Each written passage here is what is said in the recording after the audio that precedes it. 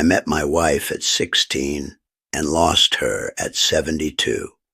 I met her when I was 16, not in a romantic movie moment, not under fireworks or anything magical, just a dusty school field and a girl who laughed louder than everyone else. That laugh was the first thing I ever fell in love with. I still remember the way the sun hit her hair that afternoon. I remember because it's been over 60 years, and somehow my heart never forgot that day.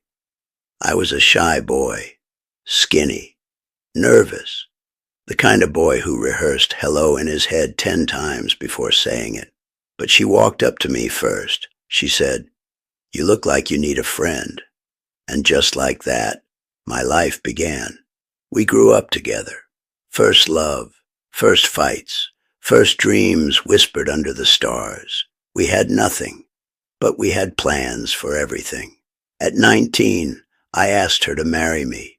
I didn't even have a proper ring, just a tiny silver band I bought after months of saving. My hands were shaking when I asked. She looked at the ring, then at me, and said, finally, I was tired of waiting. That was her, always braver than me. Life wasn't easy after that. We started our marriage in a single tiny room with a leaking roof. When it rained, we moved the bed to the corner and laughed like it was an adventure. We were poor, but we were rich in the only currency that mattered, love. Years passed, children came, bills came, hard days came. But every night, we still went to bed holding hands, even after arguments, even after exhausting days. Holding hands was our silent promise. We're still us. Time is strange.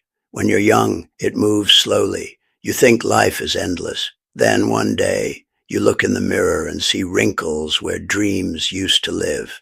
We blinked, and suddenly we were grandparents. Our house became noisy again. Little footsteps, toys everywhere, laughter in the kitchen. She loved being a grandmother, said it was the reward for surviving parenthood. Then came the day everything changed. It started small. She said she was tired more often, said her back hurt. We thought it was just age, until the hospital visits began, then the tests, then the silence in the doctor's room.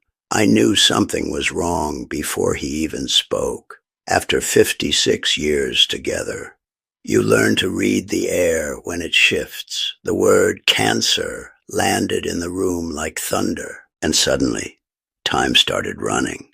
Those last months were the hardest of my life, not because she was leaving, but because she kept worrying about me staying. She'd hold my face and say, "You have to learn how to live without me."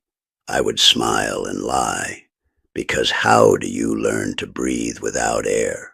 One night in the hospital, she asked me to lie beside her, like we used to when we were young. She whispered, "Do you remember the boy from the school field?" I said, "Yes." She smiled and said, "I'm so glad I walked up to him." Those were the last full words she ever said to me.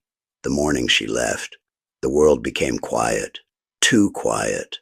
The house felt bigger, the bed felt colder, the silence felt heavier. After 56 years, half of my heartbeat was gone. People ask me what true love is. It's not the weddings, it's not the photos, it's not the perfect moments. True love is sharing an entire lifetime and still wishing you had more time. I met my wife at 16, and I lost her at 72. But if I had to live my life again, I would find her every single time, and I would still say yes. After the funeral, people slowly stopped visiting. At first, the house was full, flowers everywhere, food everywhere, voices everywhere. Then one day, it wasn't. The silence arrived quietly, and it never left. I didn't know what to do with mornings. For 56 years, my mornings started with her voice. "Wake up, sleepyhead." Now the alarm rang, and then nobody turned it off. I started waking up before it rang just to avoid hearing it, because that sound reminded me that the world had moved on, and I hadn't.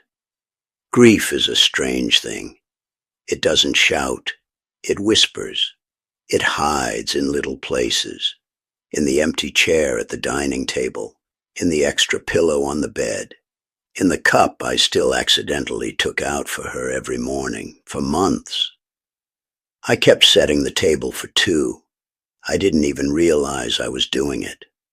One afternoon I opened her wardrobe. I had avoided it for weeks. Her clothes still smelled like her.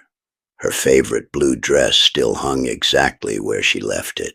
And that's when I finally broke. Not at the hospital, not at the funeral, but standing in front of a dress that would never be worn again. I sat on the floor and cried like a boy who had lost his way home, because I had. People say time heals. That's not true. Time doesn't heal. Time teaches you how to live with the scar. Months turned into a year. Then something unexpected happened. My granddaughter asked me a question. She said, "Grandpa, can you tell me how you and Grandma fell in love?" I started talking about the school field, about the laugh, about the silver ring. And as I spoke, something inside me came back to life. I realized something. She wasn't gone. She had simply moved from my house into my stories. Now I tell our story every chance I get, to my grandchildren, to strangers, to anyone who will listen. Because love like that shouldn't disappear quietly. It deserves to echo. I still talk to her sometimes, mostly at night. I sit by the window and tell her about my day, about the garden, about the grandchildren, about how I finally learned to cook without burning everything. I imagine her laughing at that. She always said I'd starve without her. Turns out I survived, but only because of her love. Losing her didn't end our story. It just changed the way I carry it. Before, she walked beside me. Now, she walks inside me.